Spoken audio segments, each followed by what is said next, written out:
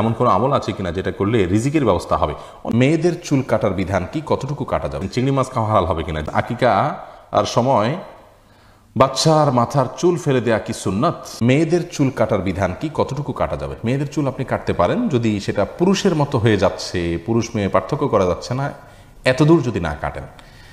এবং কোনো ফাসেক মেয়েদের যারা চুলের বিভিন্ন স্টাইল করে কেটে কেটে তাদের সাথে সাদৃশ্য গ্রহণের উদ্দেশ্যে বা সাদৃশ্য হয়ে যায় সেরকম যদি না কাটেন, আপনার কথার কথা আপনি 2 ইঞ্চি 4 ইঞ্চি কাটলেন, বেশি লম্বা হয়ে যাচ্ছে, আপনার জন্য কন্ট্রোল করা কঠিন হয়ে যাচ্ছে, আপনি কাটতে পারেন।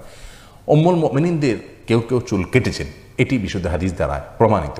অতএব এটুকু আপনি কাটতে পারেন, কিন্তু কাটতে কাটতে যদি একেবারে পুরুষের মতো করে ফেলেন তাহলে সেটা উচিত নয়, কারণ পুরুষের সাথে সাদৃশ্য গ্রহণকারী নারীদের প্রতি আল্লাহ লানত বর্ষিত হয়েছে। ঠিক একইভাবে মেয়েদের সাথে সাদৃশ্য গ্রহণকারী পুরুষদের প্রতিও আল্লাহ তাআলার লানত বর্ষিত হয়েছে।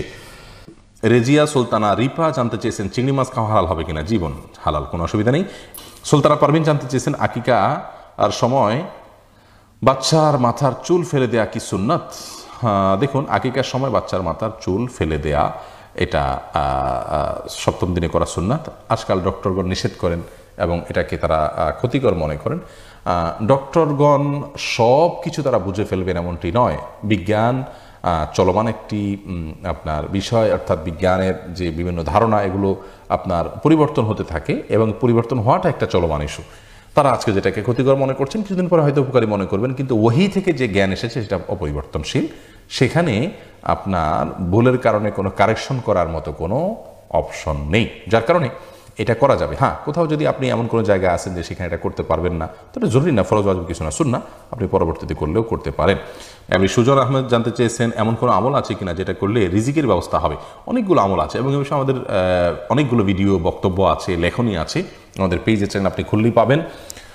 একটা গুরুত্বপূর্ণ আমল হলো যে আপনি খুব বেশি সাধনা করবেন, সালাতের সঙ্গে সঙ্গে বের হয়ে যাবেন এবং সিরিয়াসলি দুনিয়ার হালাল উপার্জন করার জন্য আপনি দুনিয়ার বিভিন্ন প্রান্তে ছড়িয়ে পড়বেন এবং পরিশ্রম করবেন। অনেক মানুষ আছেন অলস এবং মানে খুব বেশি পরিশ্রম করতে রাজি না এবং অনেক পেশায় কাজ করতে রাজি না, ওনার প্রেস্টিজ ইস্যু থাকে, এগুলো থাকা উচিত নয়।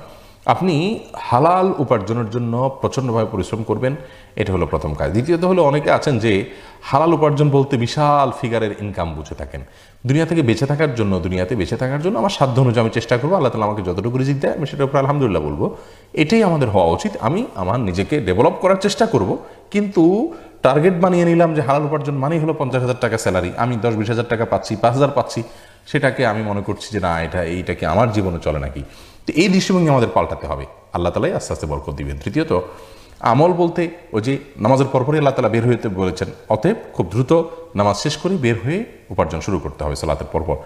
আর আত্মীয়তার সম্পর্ক রক্ষা করলে জীবনে বরকত আসে উপার্জনের মধ্যে, এবং বরকতের 10টা চাবি নামে একটা ভিডিও আছে, বিস্তারিত সেখানে আপনারা শুনে নেবেন।